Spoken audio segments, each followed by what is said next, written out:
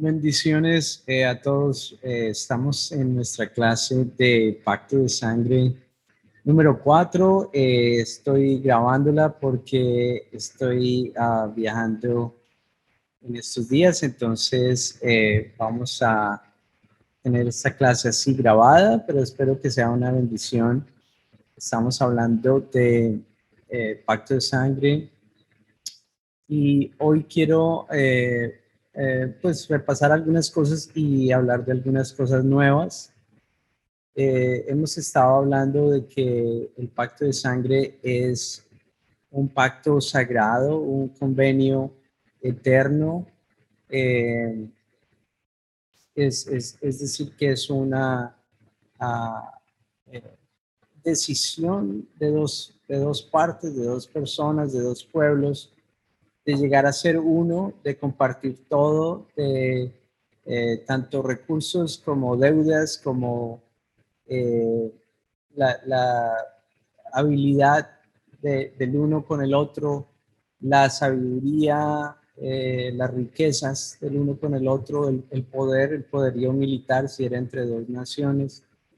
Así que en un pacto, como habíamos dicho, comparado con el matrimonio, de hecho en varias partes la Biblia compara el matrimonio como un pacto. Quiero ver algunas de esas, no sé si la hemos visto antes, pero en Malaquías 2:14 dice así, Malaquías 2:14 dice, mas diréis, ¿por qué? Porque Jehová ha testiguado entre ti la mujer de tu juventud, contra la cual has sido desleal, siendo ella tu compañera y la mujer de tu pacto. Y desde luego esa palabra pacto aquí es la palabra David, que ya la conocemos muy bien. Es un pacto que se hace pasando en medio de pedazos de carne, de animales divididos. Es alguien que llega a ser un aliado, una confederación o un convenio, una alianza, un pacto o promesa o juramento. Entonces vemos que cuando está hablando aquí de la mujer de su juventud, de su compañera y la mujer de su pacto, está hablando del matrimonio. De igual manera, en Proverbios 2:17, Proverbios 2:17, habla de una mujer que abandona al compañero de su juventud y se olvida del pacto de su Dios. Nuevamente la palabra es nuestra famosa palabra peri, que es la palabra que estamos estudiando realmente en estas clases. Bien, entonces vemos que el pacto desde luego es una alianza, es un convenio como el del matrimonio en el que las dos partes llegan a ser una y comparten todo, se pertenecen el uno al otro, son fieles el uno al otro y hacen lo mejor el uno por el otro. Y de igual manera estamos en este pacto con Dios para hacer su voluntad, para hacer lo que Él quiere que hagamos. Y en un pacto pues hay términos del convenio. Eh, para hablar rápidamente del ritual que se hacía entre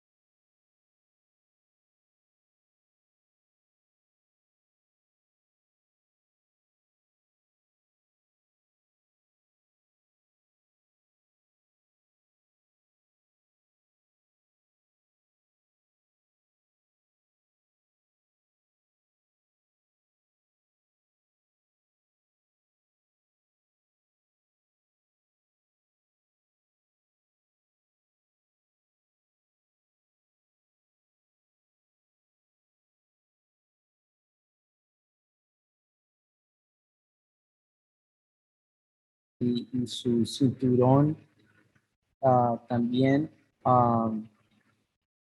El talabarte es como el cinturón,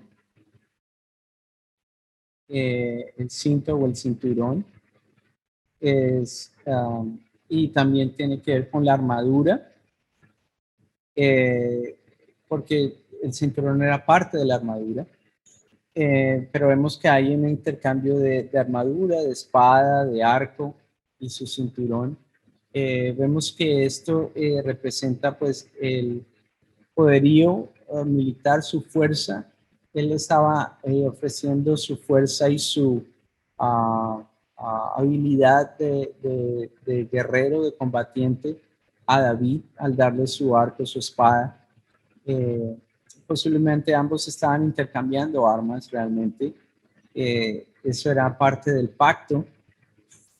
Y realmente Dios nos ha dado su armadura. Eh, Nosotros, nuestras armas no son carnales. O sea que nosotros entregamos nuestras armas carnales, no vamos a hacer más lucha en la carne, sino que vamos a tomar las armas poderosas en Dios para destrucción de fortalezas, para las fortalezas que hay en la mente de las personas con ideas cerradas acerca de Dios. Podemos con la palabra destruir esas fortalezas. Llevar cautivo todo pensamiento a Cristo, dice ahí en ese pasaje. Porque la idea es pensamientos, ideas que se oponen, toda altivez que se levanta contra el conocimiento de Dios. Esas cosas acerca del conocimiento de Dios están en su mente. Pero el punto es que hay este intercambio de armas. También el cinturón, ya lo vimos. También este cinturón es el que sostenía las armas y significaba: yo estoy dándote mi fuerza, estoy prometiendo o jurando todo mi aporte, todo mi soporte y protección. Aquí está mi fuerza, toda mi habilidad para luchar. Si alguien te ataca, ellos también me están atacando a mí. Tus batallas son mis batallas. Yo pelearé por ti y te ayudaré a defenderte y a protegerte. Básicamente esa era la implicación de este intercambio de armas, y es básicamente lo que Dios nos está diciendo a nosotros. Eso explicaría por qué cuando Pablo estaba persiguiendo a los cristianos, su nombre era Saulo antes, por lo menos es una versión de su nombre en el hebreo. El punto es que él no era creyente y estaba persiguiendo a cristianos, y en el camino a Damasco se encuentra con Jesús y Jesús le dice: ¿por qué me persigues a mí? El punto entonces es que Pablo no estaba persiguiendo a Jesús, estaba persiguiendo a los creyentes, pero los creyentes estamos en pacto con Jesús, y Jesús está diciendo: si te persiguen, si te atacan a ti, están atacando a mí. Y básicamente Jesús fue con quien se encontró Pablo, quien dio cosas contra el aguijón, y definitivamente fue cambiado allí. El paso número 3 era, de hecho, lo que llamaríamos cortar el pacto o hacer el pacto. Y bueno, ya hemos visto Génesis 1 al 15, Jeremías 34, 18 y 19, tal vez podemos repasarlo. Jeremías 34, 18 y 19. Dice: y entregaré a los hombres que traspasaron mi pacto, que no han llevado a efecto las palabras del pacto que celebraron en mi presencia, dividiendo en dos partes el becerro y pasando por medio de ellas, a los príncipes de Judá y a los príncipes de Jerusalén y a los oficiales y a los sacerdotes y a todo el pueblo de la tierra que pasaron entre las partes del becerro, los entregaré en manos de sus enemigos y en manos de los que buscan su vida, y sus cuerpos muertos serán comida de las aves del cielo y de las bestias de la tierra. Básicamente está diciendo como quebrantaron el pacto. Si usted lee el contexto de los versículos anteriores, ellos habían renovado el pacto con Dios, y parte del pacto era que sus hermanos no debían ser esclavos, por lo menos no por más de 7 años, y en caso de que alguien por deuda se vendía como esclavo, no debía ser esclavo por más de 7 años, y ellos los dejaron libres a sus esclavos hebreos, eh, pero después de un tiempo se arrepintieron y los volvieron a tomar como esclavos. Entonces Dios dice que todos ellos que pasaron por entre los animales divididos, los voy a entregar a la espada eh, y a la destrucción. Eso es lo que pasa cuando se quebranta el pacto. Pero gracias a Dios podemos estar firmes en este pacto que estamos con Dios, porque Dios nos ha dado el Espíritu Santo dentro de nosotros, y por ese pacto de sangre Él nos hace aptos para toda buena obra, como dice Hebreos 13, 20 y 21. Básicamente, al cortar el animal, ellos decían, estamos muriendo a nosotros mismos, a nuestros propios derechos, a nuestra propia vida, para comenzar un nuevo caminar en nuestro pacto, con nuestro compañero de pacto. Y habíamos visto que el pacto de sangre es el pacto más solemne, más sagrado, más permanente. Entonces, al señalar las partes de los animales divididos, las partes decían, Dios me haga lo que le sucedió a este animal, y aún más si alguna vez yo quebranto este pacto. Entonces era muy sagrado, muy serio, muy permanente.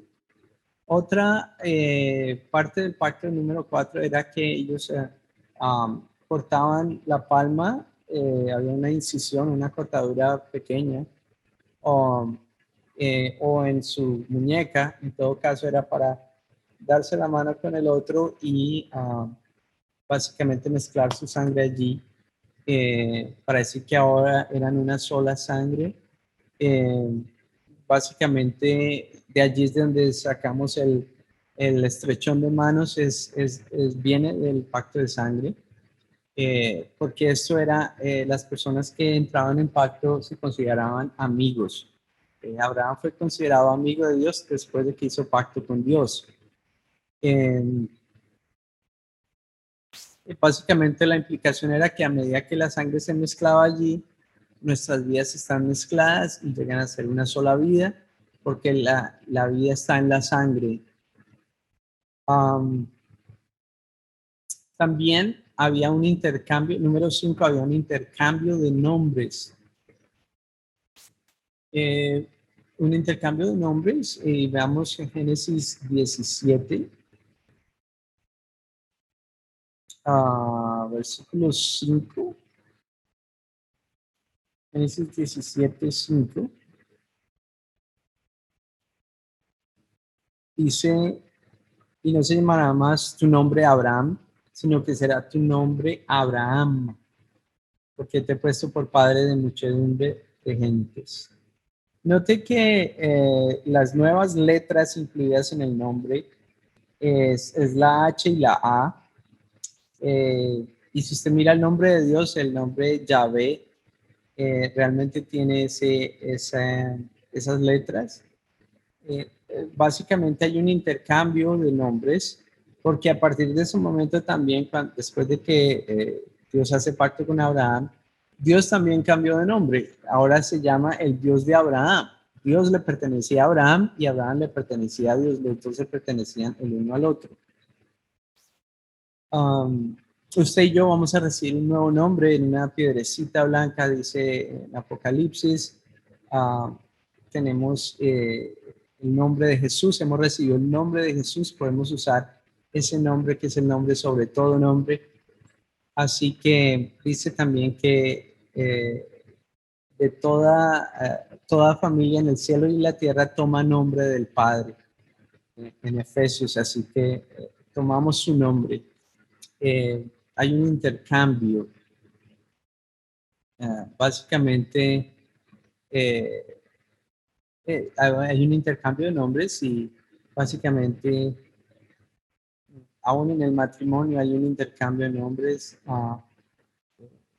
La esposa por lo menos recibe un apellido.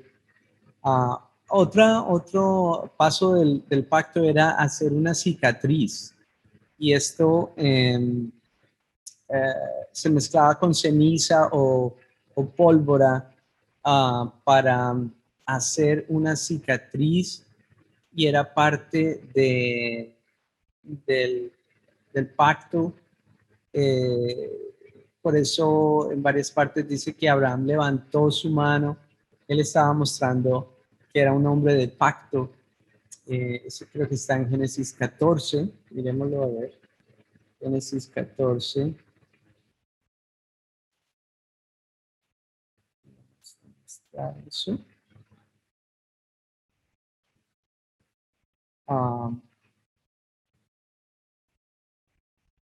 14:14 tal vez oyó Abraham que su pariente estaba prisionero y armó a sus criados y les naciese en su casa. Entonces va a rescatar a su pariente Lot. Entonces, después de derrotar a esos reyes que habían secuestrado a su sobrino, versículo 17, Génesis 14:17, cuando volvía de la derrota de Kedorlaomer y de los reyes que con él estaban, salió el rey de Sodoma a recibirlo del valle de Sabe, que es el valle del rey. Entonces Melquisedec, rey de Salem, o Jerusalén, y sacerdote del Dios Altísimo, sacó pan y vino. Recuerden que había también, vamos a ver, una comida del pacto. Eso, de hecho, es lo que hacemos en la Santa Cena, es celebrar el pacto, y Jesús cuando tomó la copa dijo, esta es la sangre del nuevo pacto. En el versículo 19 dice, y le bendijo a Melquisedec, que es un sacerdote en el mismo rango del sacerdocio de Jesús, la bendijo diciendo, bendito sea Abraham del Dios Altísimo, creador de los cielos y la tierra, y bendito sea el Dios Altísimo, que entregó a tus enemigos en tu mano y le dio a Abraham los diezmos de todo. Entonces también el rey de Sodoma que estaba ahí le dijo a Abraham, dame las personas y toma para ti los bienes. Y respondió Abraham al rey de Sodoma, he alzado mi mano a Jehová, Dios Altísimo, creador de los cielos y la tierra, que desde un hilo hasta una correa de calzado, nada tomaré de todo lo que es tuyo, para que no digas yo enriquecí a Abraham, excepto solamente lo que comieron los jóvenes y la parte de los varones que fueron conmigo, Aner, Escol y Manre, los cuales tomarán su parte. Entonces note que cuando él levanta su mano, realmente le está mostrando que ha hecho pactos y que es un hombre de pactos, porque hay una cicatriz en la palma o en la muñeca de las personas. Y básicamente era parte del pacto. De hecho, aún tal vez no tiene relación o implicación directa, pero es interesante mirar este versículo en Isaías 49. Isaías 49, 16. Isaías 49, 16. Dice aquí, en las palmas de las manos te tengo esculpido, está hablando de Jerusalén, si recuerdo bien, delante de mí están siempre tus muros, las palmas de las manos te tengo esculpido. Y realmente Jesús decidió conservar las heridas de la crucifixión porque son las heridas del pacto. Con un cuerpo glorificado, pues uno podría decidir no tener las heridas realmente. Um, digamos, si una persona no tiene una pierna o un brazo, o las dos piernas le hacen falta, en su resurrección va a recibir su cuerpo entero, su cuerpo glorificado. Pero en ese sentido, pues Jesús había podido no conservar esas heridas, sino solamente eh, recibir su cuerpo completo, pero él decidió conservarlas porque son las señales del pacto. Él realmente son los recordatorios del pacto que Él tiene con nosotros. Él constantemente estamos esculpidos en las palmas de sus manos, estamos allí para, esas heridas están ahí para recordar el pacto. La, se mezclaba, como dijimos, ceniza o pólvora o algo para hacer una herida permanente como testimonio del pacto. De hecho, la circuncisión era otra forma de pacto en donde había una herida, una cicatriz permanente para dar testimonio del pacto que se había hecho y siempre estaría allí para recordar las responsabilidades del pacto el uno con el otro. Déjeme decir que en el Nuevo Testamento la circuncisión no es en la carne, sino en el corazón. O sea, si hay un corte que se hizo, Dios hizo una incisión allí donde nuestro espíritu que era pecaminoso fue cambiado, fue quitado y fuimos hechos nuevas criaturas. Y esa es básicamente la circuncisión del nuevo pacto, es del corazón. De hecho, muchas veces la Biblia dice aún a los del antiguo pacto, ustedes son incircuncisos en su corazón, aunque se han circuncidado en la carne, son incircuncisos en su corazón. Realmente era algo del corazón. Básicamente sería algo semejante a decir que vamos a ver esto en Romanos 2:27. El que físicamente es incircunciso, pero guarda perfectamente la ley, te condenará a ti que contra la letra de la ley y con la circuncisión eres transgresor de la ley.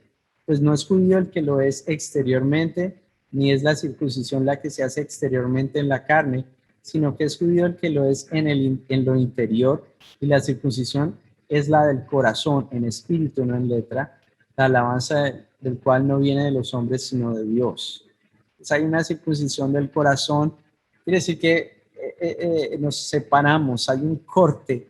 En nuestro espíritu en nuestro corazón estamos separados del pecado y del mundo, estamos crucificados con Cristo, estamos crucificados a la ley y estamos crucificados al mundo. Uh, Básicamente esa es la idea de la circuncisión del nuevo pacto. Estoy tratando de recordar un pasaje en Gálatas.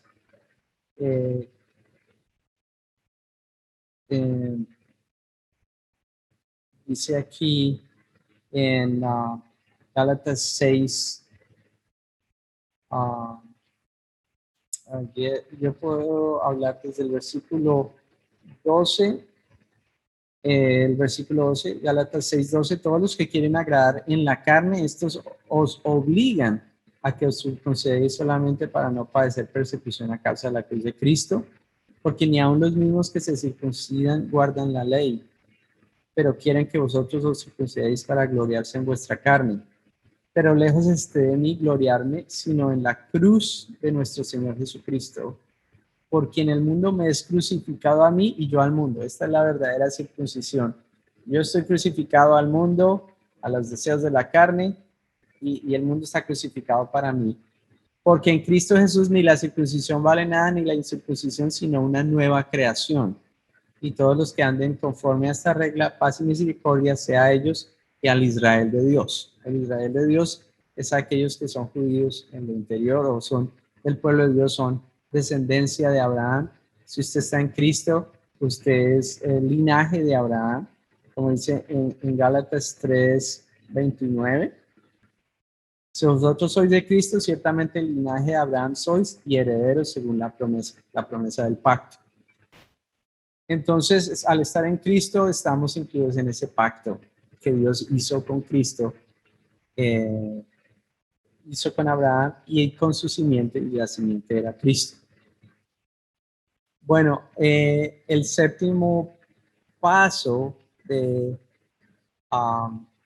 de este pacto que hacían los hebreos era dar los términos del pacto y básicamente todo lo que yo tengo es tuyo y todo lo tuyo es mío, tanto deudas como riquezas y posesiones, delante de testigos, digamos, había muchas veces testigos del pacto y nosotros tenemos una nube de testigos mirando nuestra carrera, tenemos al Espíritu Santo como testigo, la palabra es también un testigo, el Padre Dios y también los ángeles. Tenemos un pacto con Dios, pero quiero hablar entonces de los términos del pacto. De los términos del pacto, voy um, voy a ver qué tanto tenemos de tiempo aquí. Vamos a ir directo en las 2 horas o en las dos secciones de la clase, por lo que no tenemos preguntas hoy. A menos que yo tenga alguna pregunta para mí mismo. Ok, pero básicamente vamos a seguir derecho y vamos a continuar con la clase.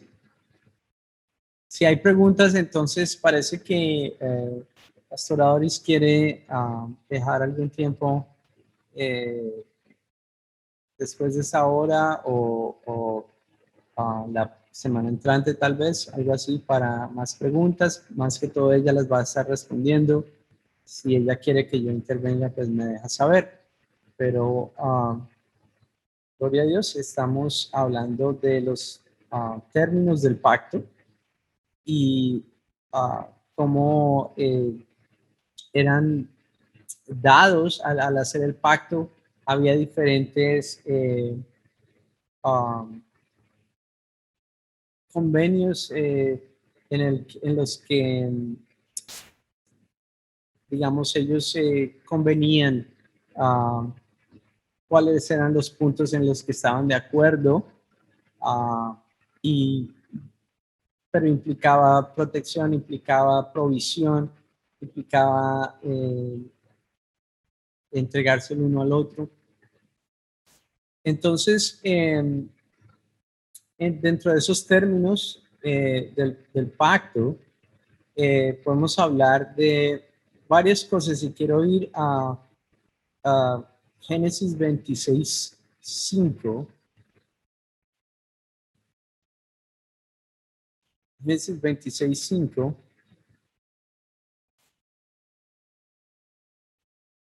Una de las cosas que habían en un pacto eran los mandamientos del pacto. Los mandamientos del pacto. Y quiero hablar un poquito acerca de eso. Los mandamientos del pacto. Voy a compartir la Biblia aquí.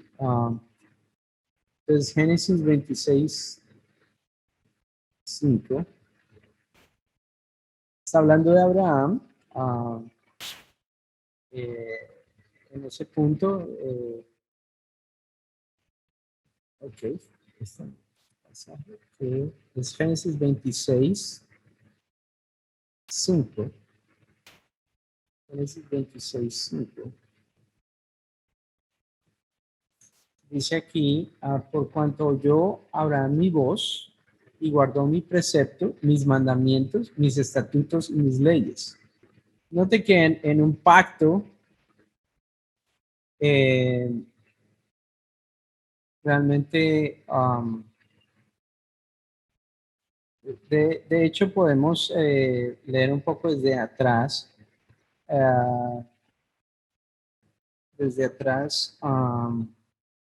Tal vez desde el versículo 3. Dios le está diciendo a Isaac: habita como forastero en esta tierra y estaré contigo y te bendeciré, porque a ti y a tu descendencia daré todas estas tierras y confirmaré el juramento que hice a Abraham tu padre. Recuerde que ese juramento implica el pacto o es una forma de referirse al pacto como juramento. Multiplicaré tu descendencia como las estrellas del cielo, es básicamente lo mismo que le había dicho a Abraham, se lo está confirmando a Isaac. Daría a tu descendencia todas esas tierras y todas las naciones de la tierra serán benditas en tu simiente. Es otra de las promesas del pacto, en tu simiente, benditas en tu simiente, no simientes, es básicamente hablando de Cristo. Las naciones enteras son bendecidas en Cristo a medida que cada persona de cada nación recibe a Cristo, recibe las bendiciones de Abraham, la promesa del Espíritu, la salvación, el nuevo pacto. El versículo 5, por cuanto yo Abraham mi voz y guardó mi precepto y mis mandamientos, mis estatutos y mis leyes. Básicamente había diferentes cosas allí, había preceptos. Entonces, la idea de preceptos aquí es algo que se observa, algo que un cargo, algo que se desempeña, un encargo, de hecho puede traducirse como un ministerio, un ordenamiento, un servicio, entre otras definiciones. En este contexto yo pienso que se refiere a los encargos, a los servicios, a los ministerios, al ministerio. Usted y yo tenemos un ministerio, el ministerio de la reconciliación, pero también individualmente tenemos ministerios y todo eso es parte del pacto. Dios va a establecer, de hecho dice que somos ministros competentes de un nuevo pacto. Entonces Dios se está comprometiendo a que su ministerio va a ser usado por Dios, va a impactar personas, va a alcanzar personas, porque es parte de ese compromiso de Dios a través del pacto en la sangre de nuestro Señor Jesús. Habíamos dicho que el pacto está basado en el amor y es el amor de Dios por las personas que Él quiere alcanzar y ministrar personas a través de usted. Entonces ahí dice precepto, hay también mandamientos. Esa palabra mandamientos, pues es claro lo que significa, yo creo, un estatuto, un mensaje, una orden, una palabra, un precepto. Una orden, órdenes. Los pactos tienen órdenes. El antiguo pacto tenía órdenes, mayormente eran como negativos, no haga esto, no haga lo otro, no desee esto, no codicie esto. Pero en el nuevo pacto tenemos otra clase de mandamientos. Vamos a ver esto rápidamente, yo lo mencioné en la clase anterior, pero en Hechos capítulo 1, versículo 1 en adelante, posiblemente el versículo 2 sería el más indicado aquí, hablando de Jesús que comenzó a hacer y a enseñar cosas hasta el día en que fue recibido arriba, después de haber dado mandamientos por el Espíritu Santo a los apóstoles que había escogido. Y entonces vemos que hay una diferencia entre los mandamientos del antiguo y del nuevo pacto, en el sentido de que los mandamientos del nuevo producen la habilidad dentro de nosotros para hacer la voluntad de Dios. La Biblia dice que Él es el que produce en nosotros el querer como el hacer. Hay un deseo en nuestro espíritu de hacer la voluntad de Dios. Él es el que produce ese deseo por la nueva naturaleza que nos ha dado. Hemos sido hechos participantes de la naturaleza de Dios. Él produce en nosotros el querer como el hacer. Y quiero buscar esa escritura. Filipenses 2:13. Filipenses 2:13.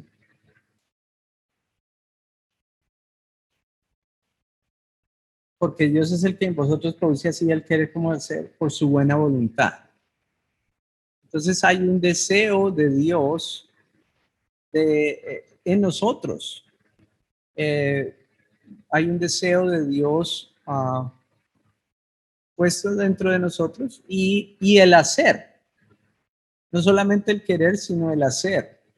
Es decir, que digamos, hay el hecho de que a veces queremos hacer algo, pero no tenemos la fuerza para hacerlo, la habilidad para hacerlo. Entonces, algunos dicen, bueno, la intención es lo que vale, pero no pude hacer tal cosa, tal otra. Pero claro, la intención es importante, pero más también es importante que hagamos la voluntad de Dios. Pero Él produce ambas cosas, el querer y el hacer, por su buena voluntad. Quiero mirar otro pasaje en Hebreos, capítulo 8. Oh, perdón, miremos Hebreos 7:18 primero y luego miramos el capítulo 8. Hebreos 7:18. Queda pues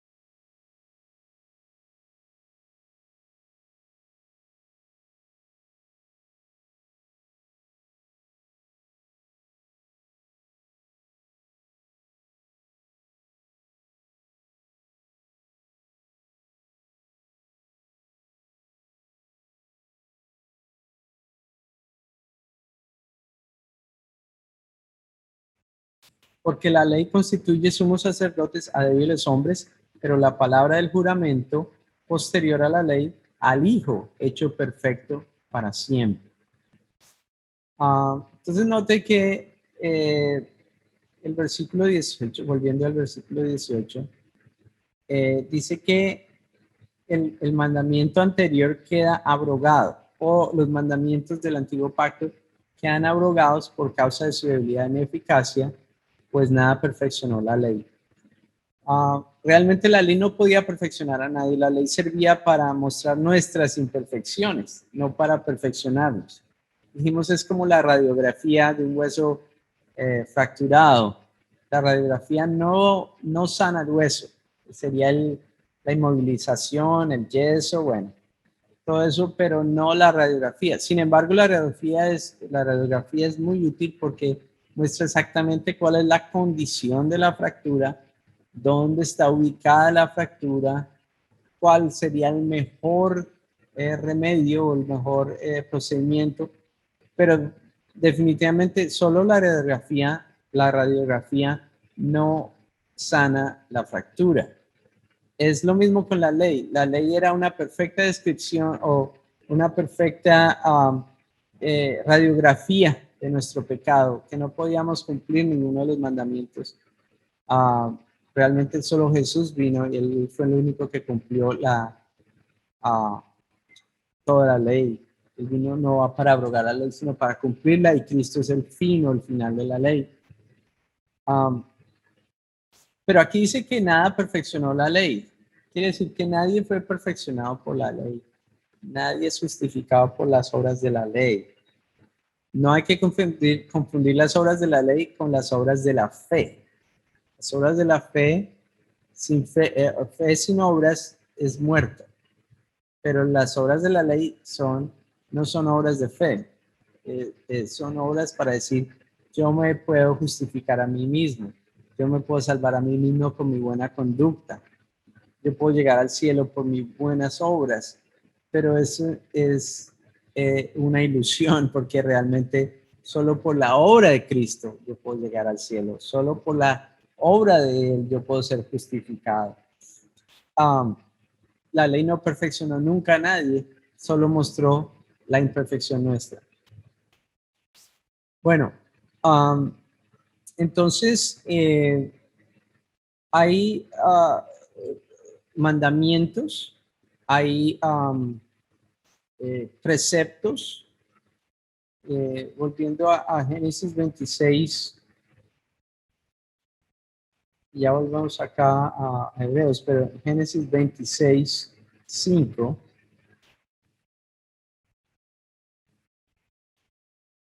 Por tanto, Abraham oyó mi voz, entonces algo importante es oír la voz de Dios, ¿cierto?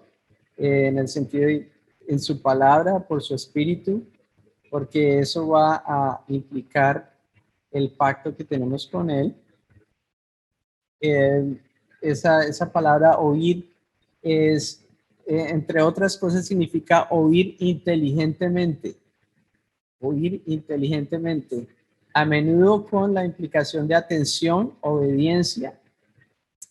Entonces, oír inteligentemente con la intención de obedecer. Es la idea de oír aquí. Y la Biblia dice que debemos imitar las pisadas de fe de nuestro padre Abraham, el padre de la fe. Él oyó la voz de Dios, oyó inteligentemente con la intención de obedecer. Y dice que guardó mi precepto. Esa palabra guardar significa, entre otras cosas, esta es la definición que me llamó la atención, atesorar. Podríamos decir que Abraham atesoró los preceptos de Dios, o los conservó, los cuidó, los guardó. Pero me gusta la definición atesorar. Entonces podríamos leerlo así, Abraham atesoró mi precepto.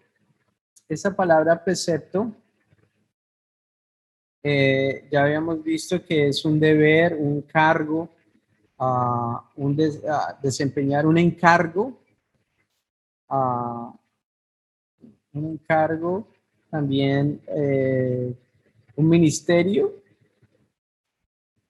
Podríamos decir, él atesoró mi encargo o mi ministerio. Estas son cosas que hay que hacer en cuanto a un pacto. Hay preceptos o ministerios o encargos, hay que atesorarlos, hay que oír inteligentemente para obedecer. Y hay mandamientos, vamos a hablar un poco de eso. Aquí, entre otras cosas, es un mandato, sea humano o divino, pero en este caso es divino. Quiere decir también un mensaje, una orden, una palabra o un precepto. Entonces, él obedeció y guardó o atesoró también los mandamientos, escuchó la voz de Dios inteligentemente para obedecer los mandamientos. Y los mandamientos son una orden, una palabra, un mensaje de Dios. Entonces, en el nuevo pacto, vamos a hablar de la revelación del nuevo pacto que está mayormente en las cartas, en las epístolas del nuevo pacto, donde hay expresiones que son mensajes de Dios o órdenes de Dios que debemos atesorar y oír inteligentemente para obedecer. También dice estatutos. Un pacto tiene estatutos, puede ser un decreto, una costumbre. Algunas son buenas costumbres. Jesús tenía la costumbre de ir a la sinagoga. Es bueno tener la costumbre de asistir o congregarnos, asistir a la iglesia. Algunos tienen por costumbre no congregarse, pero esa no es la costumbre que queremos, de las costumbres del pacto. Hay costumbres del pacto y esta es una, es congregarnos, y cuanto más cuando vemos que ese día se acerca. También esta palabra estatutos quiere decir establecer, es una ley, un mandamiento nuevamente, una práctica. Hay prácticas del nuevo pacto, ¿cierto?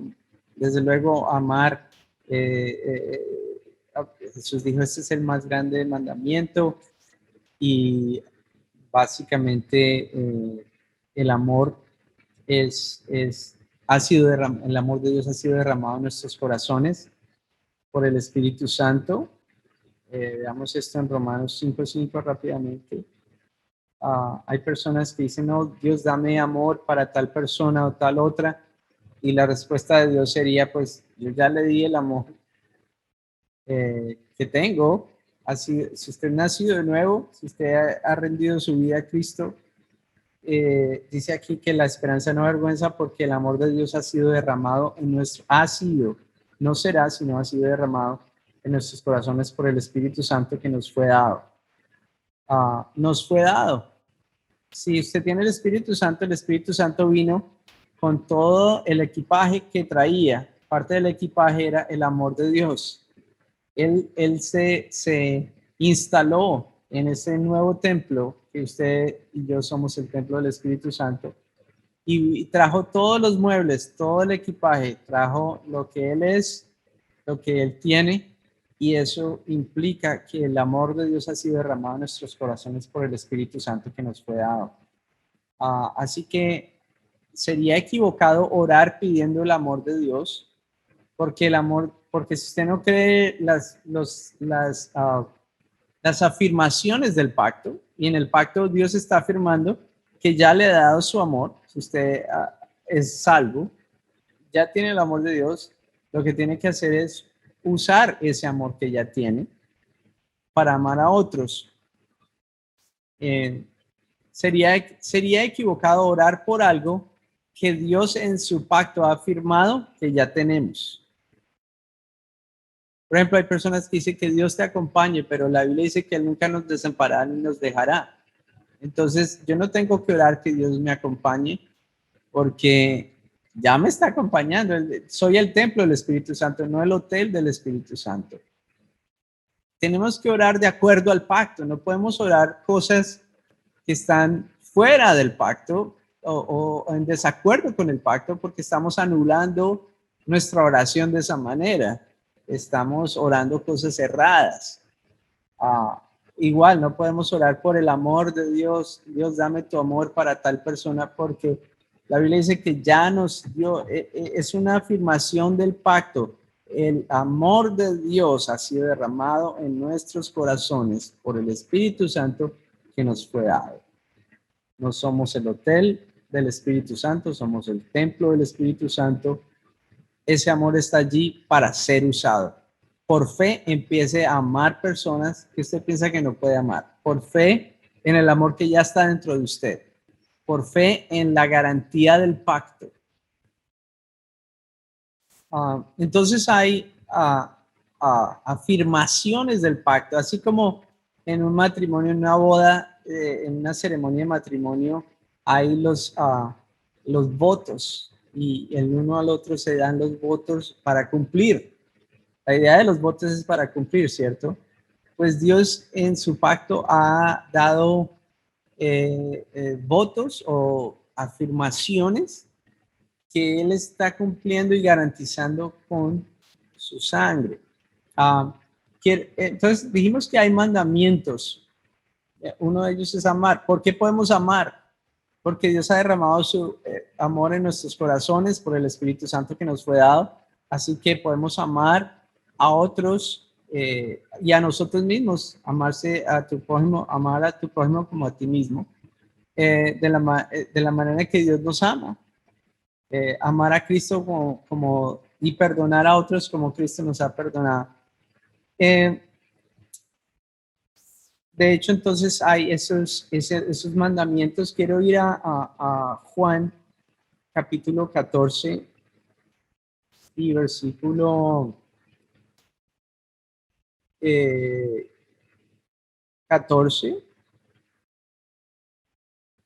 Está hablando de pedir todo lo que pidieres al Padre en mi nombre, lo haré para que el Padre sea glorificado en el Hijo. Si algo pidieres en mi nombre, yo lo haré. Eso es lenguaje de pacto. ¿No le parece?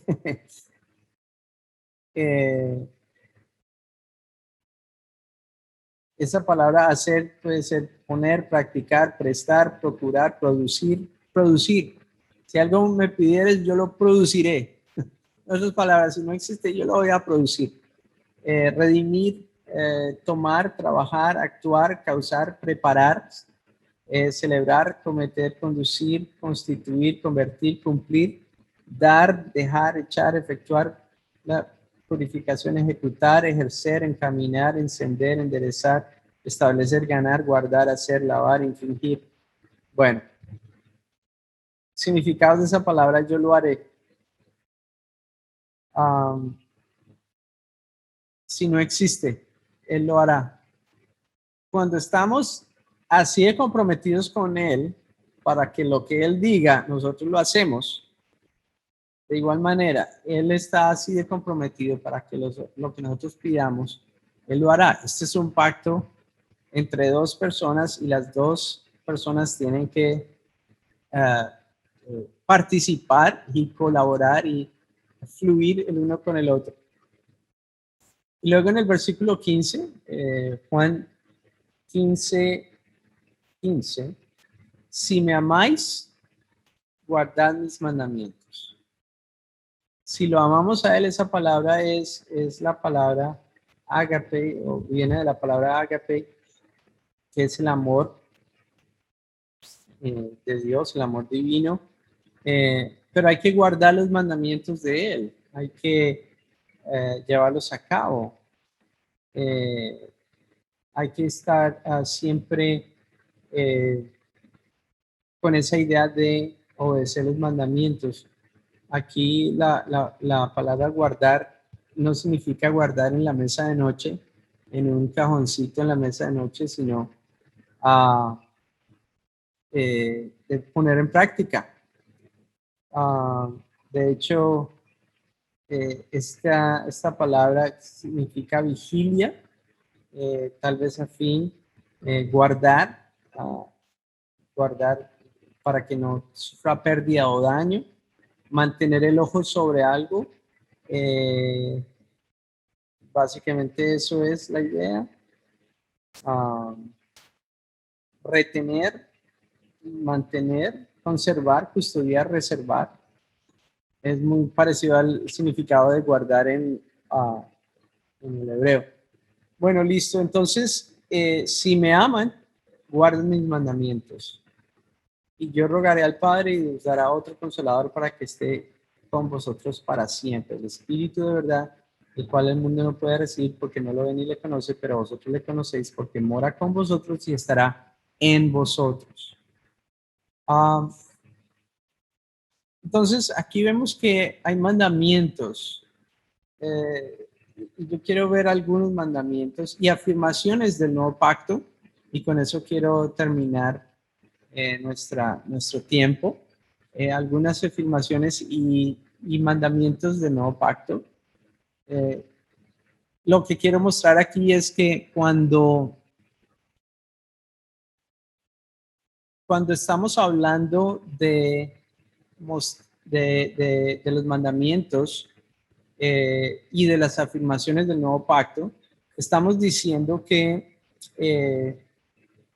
la palabra de Dios es el pacto y que al hablar de mandamientos y de afirmaciones, si hemos hablado durante toda la clase acerca de cómo es de fuerte y de firme un pacto de sangre. Cuando Dios afirma cosas en su pacto acerca de lo que somos, de lo que tenemos, de lo que podemos hacer, de lo que podemos hacer y de lo que nos ordena hacer, definitivamente nos está dando la habilidad de hacerlo. Y un ejemplo es cuando Jesús le dijo a los enfermos, levántate y anda, ¿no? Y eran paralíticos o algo. Él le dio una orden, no era una sugerencia. Si te sientes con deseos de levantarte, pues levántate y anda. Si está haciendo solecito y no está lloviendo, levántate y anda. No, él le dio una orden, levántate y anda y toma tu lecho. Así que esa orden capacitó y habilitó a esa persona para hacer lo que Jesús le estaba diciendo que hiciera. Cuando le dijo a Pedro, camina sobre el agua, ven. Pedro le dijo, si eres tú, ordena que yo vaya a ti. Él dijo, ven.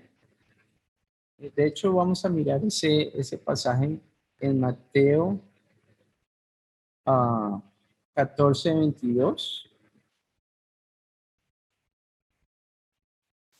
Voy a compartir la escritura aquí con ustedes. Mateo 14:22 dice, enseguida Jesús hizo a sus discípulos entrar en la barca e ir delante de él a la otra ribera, entre tanto que él despedía a la multitud, subió al monte a orar aparte. Cuando llegó la noche estaba allí solo y ya la barca estaba en medio del mar, azotada por las olas porque el viento era contrario. Hasta la cuarta vigilia de la noche Jesús vino a ellos andando sobre el mar, y los discípulos viéndolo andar sobre el mar se turbaron diciendo un fantasma y dieron voces de miedo. Pero enseguida Jesús les habló diciendo, tened ánimo, soy yo, no temáis. Esta es una orden también, tengan ánimo. Jesús es el gran yo soy, no teman. Entonces él le respondió Pedro y dijo, Señor, si eres tú, manda que yo vaya a ti sobre las aguas. Ni siquiera le dijo, prométeme que voy a caminar sobre las aguas. Y pues amamos las promesas de Dios, pero también amamos los mandamientos de Dios, porque los mandamientos los puedo hacer ya. Las promesas de Dios, dice la Biblia que tengo que, por la fe y la paciencia, heredo las promesas. Y que me toca esperar, tener paciencia, las promesas son promesas. Y se van a cumplir, gloria a Dios, con fe y paciencia serán las promesas, pero los mandamientos los puedo hacer ya. Andad en el espíritu y no satisfagáis los deseos de la carne, eso es un mandamiento y lo puedo hacer ya.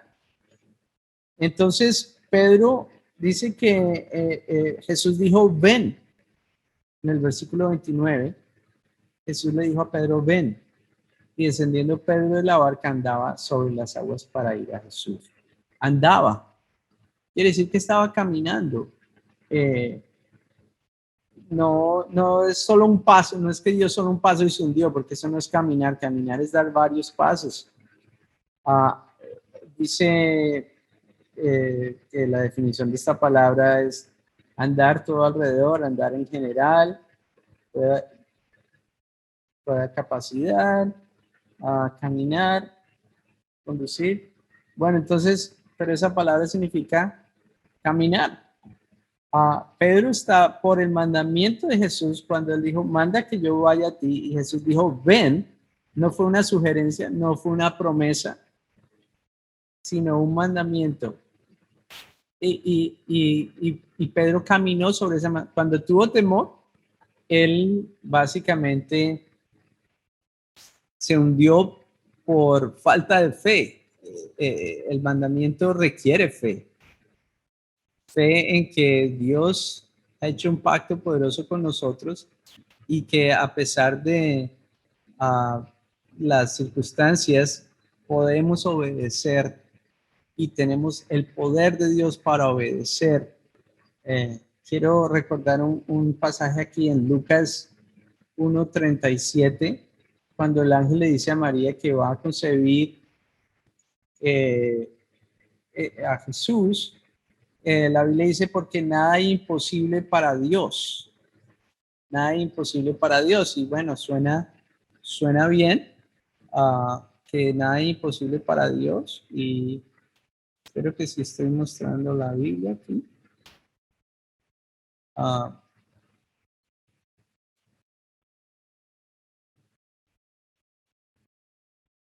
aquí vamos. Eh, Dice porque nada es imposible para Dios. Esa palabra nada realmente no está tan bien traducida. Aunque suena muy bien, nada es imposible para Dios.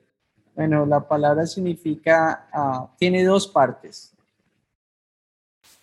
Eh, una es esta O, que es básicamente una cláusula negativa, o sea, como decir no. Ah, y la otra es la palabra rema.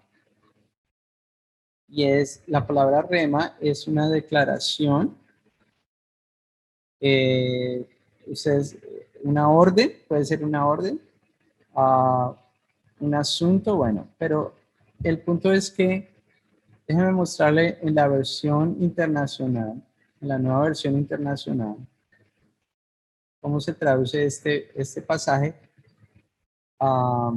En la nueva versión internacional. Tal vez no es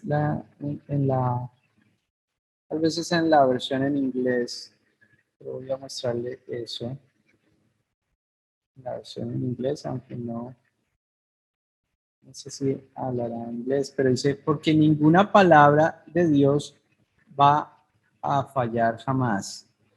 Y tal vez un poco mejor la traducción. Eh, pero el punto es que esa palabra nada es ningún rema.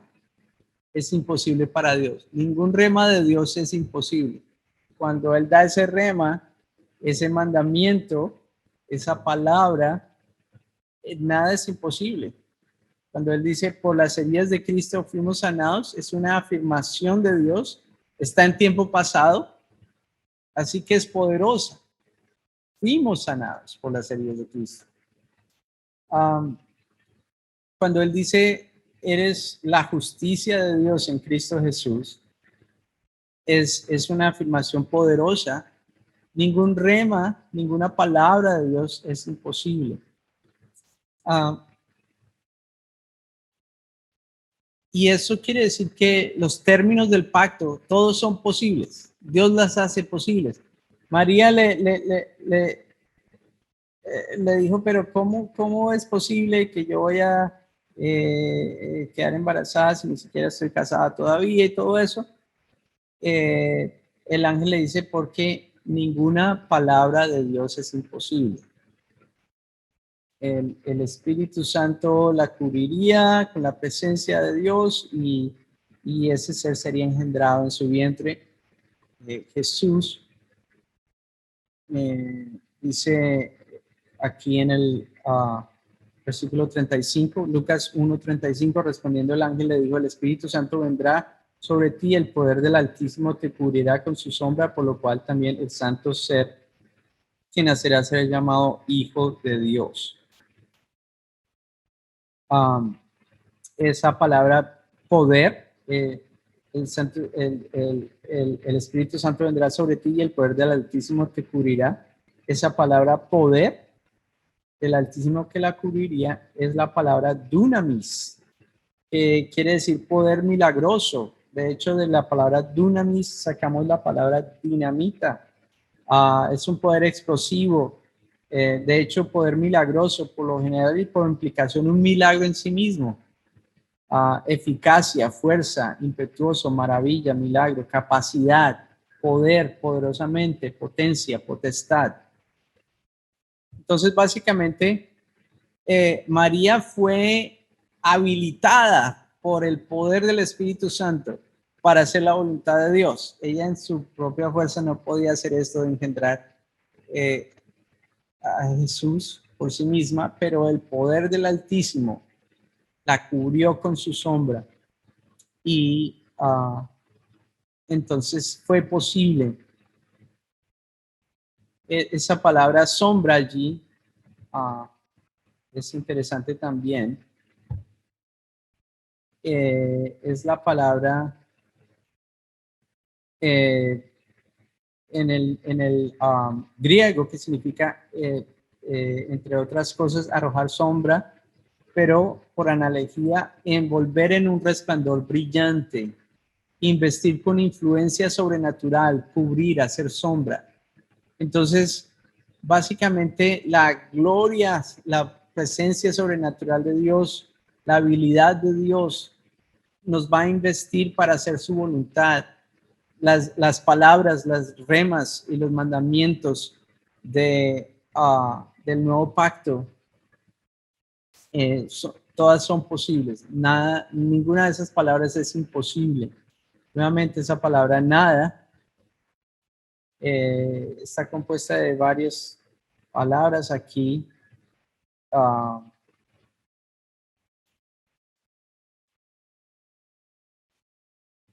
Una de esas es todo, clara, pero la otra es rema, que es una declaración. Recuerda que hay declaraciones del pacto, un asunto o tema, hay temas del pacto, una narración, orden o disputa, bueno, o una palabra. Entonces, puede ser una orden. Rema puede ser una orden. Ninguna orden de Dios será imposible, ninguna afirmación de Dios será imposible, porque en este pacto Él se ha comprometido a que se hagan posibles. Si la Biblia dice que usted está muerto al pecado, usted está muerto al pecado. Si la Biblia dice que la ley del espíritu de vida nos ha librado de la ley del pecado y de la muerte, usted puede caminar en fe en estas cosas. Tenemos estas afirmaciones de Dios, estos mandamientos de Dios. Veamos algunos para terminar. Aquí, Efesios 6, 10. Dice, por lo demás, hermanos míos, fortaleceos en el Señor y en el poder de su fuerza. Es una orden, ser fortalecidos en el Señor y en el poder de su fuerza. Alguien dice, pero yo no tengo fuerza, no tengo la fuerza para hacer cosas para el Señor, pero hay una orden y esa orden es posible, hace que esto sea posible, hace que usted pueda hacerlo. Si usted camina en fe en esta orden, como Pedro caminó sobre el agua, por fe en el mandamiento, en el mandato. Otra es vestidos de toda la armadura de Dios. Otra es tomar toda la armadura de Dios para que podáis resistir en el día malo, habiendo acabado todo, estar firmes. Estad pues firmes, ceñidos vuestros lomos con la verdad y vestidos con la coraza de justicia y calzados los pies con el apresto del evangelio de la paz. Sobre todo tomad el escudo de la fe con que podáis apagar los dardos del fuego del maligno. Y tomad el yelmo de la salvación y la espada del Espíritu, que es la palabra de Dios. Orando en todo tiempo, con toda oración y súplica en el Espíritu, y velando en ello con toda perseverancia y súplica por todos los santos. Aleluya. Le voy a dar más mandamientos aquí, ¿está bien?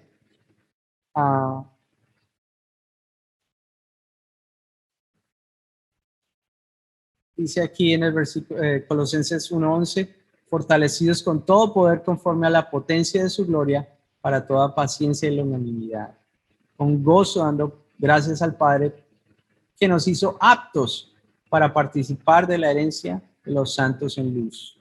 Esa herencia es la herencia del pacto, el cual nos ha librado de la potestad de las tinieblas y trasladado al reino de su amado Hijo, en quien tenemos redención por su sangre, ese pacto de sangre, el perdón de pecados.